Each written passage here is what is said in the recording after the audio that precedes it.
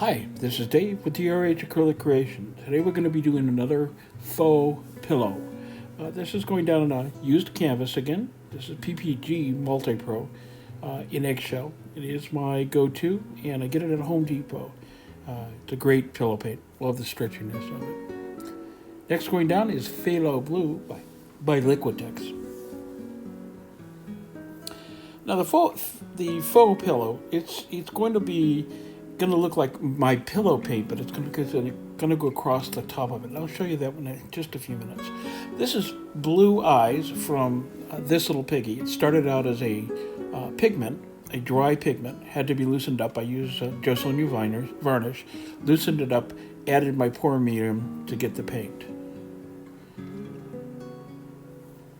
Next down, this is Prehnite, and Prehnite is also a pigment from this little piggy. It's new to my box, and I'm experimenting with some palettes it would go with, and I think at the end you'll see that it really does work. This is Interference Blue by Golden. It is a color that shifts color when it's in the right light. Right here it looks white, but in the right light it'll have a definite blue to it.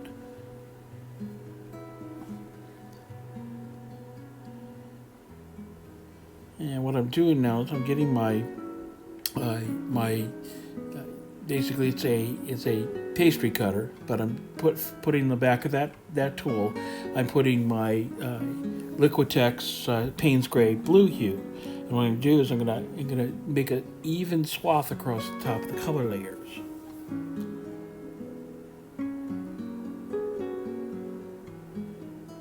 So I'm going to cover that up completely, with the goal being to create a faux pillow, a false pillow over the top of those colors. And what I'm going to do is I'm going to do a swipe next, and you'll see that in just a second. And once the swipe is down, I'm going to do a scoop and drag and pull those colors out. And the colors underneath become part of that. And the point is to create a backlit appearance, so that white paint will become part of the color palette, and actually create a nice lighter hue of paints that I'm going to pull out. At least that's the hopes and the desires.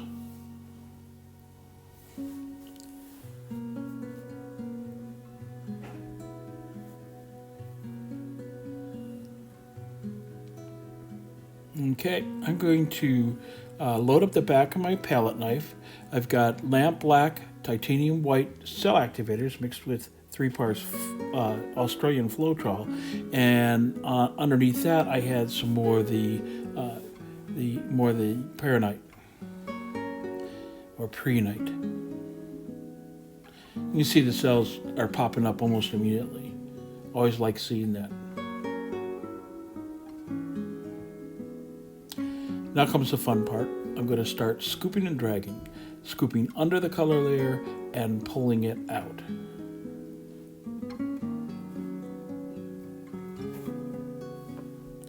What I'm trying to create is flow and interest, so that those cells not only get stretched, but the colors underneath it become part of the whole composition.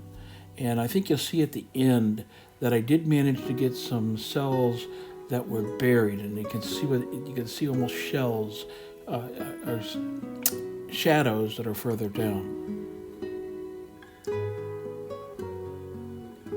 So I'm gonna be quiet here and let you watch, and I'll pipe up in just a few minutes.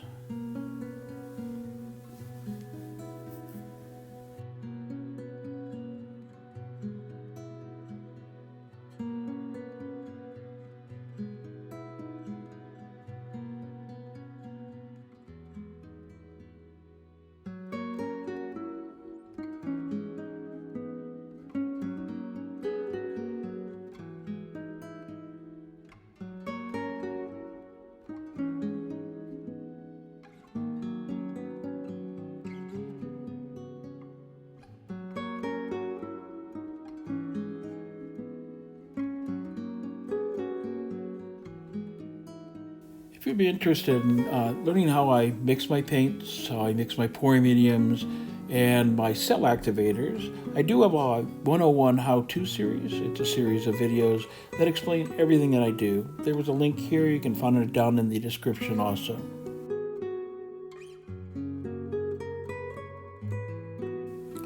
Okay, I need to stretch this out just a little bit, get my coverage more on the canvas.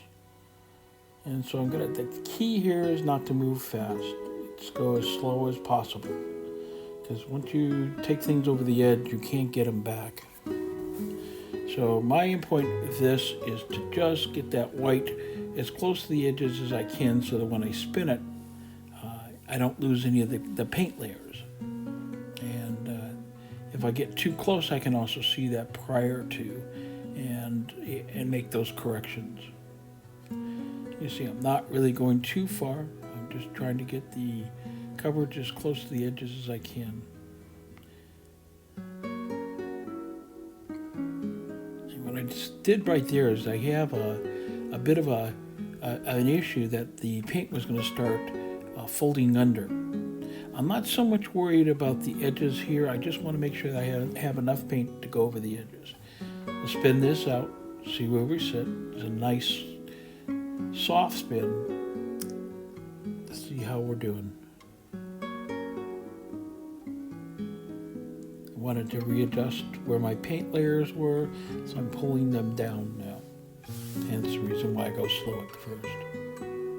Once I have my composition looking the way I'd like it to end up being, then I go for the final spin to get the paint off. And there's lots of reasons we spin. First, to open up those cells and get the composition the way you like it. And then secondly, to get as much paint off the surface of the canvas as you can. What happens if you leave too much paint on the surface, you can get cracking or crazing. And cracking is caused when the paint on the top dries faster than it is on the bottom. And the crazing is the same thing, it's just you don't get down to the canvas. So it's not a real desirable look, at least for me. So I try to get as much paint off the canvas as I can. So when I'm doing this, I'm really watching how much paint is moving.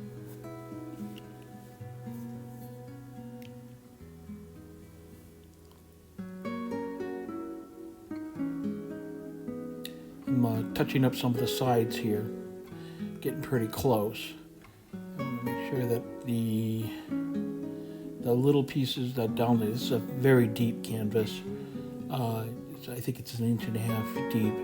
And so to get the paint all the way down to the bottom, you have to watch it. This is not a standard canvas in that sense. I believe this is one of the canvases that I purchased when I was living down in Mexico and actually had them made. I'm going to take a look and see if that spin did it for me. Compositionally, I think it's right.